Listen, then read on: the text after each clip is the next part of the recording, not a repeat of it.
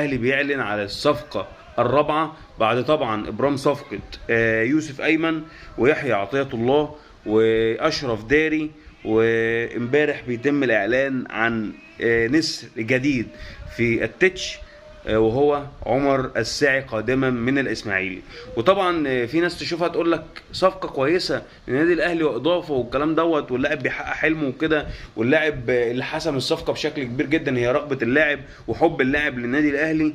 وناس تانية تطلع تقول لك لا يا عم، ده عمر الساعي ده هو احد اسباب فشل صفقه محمد علي بن رمضان.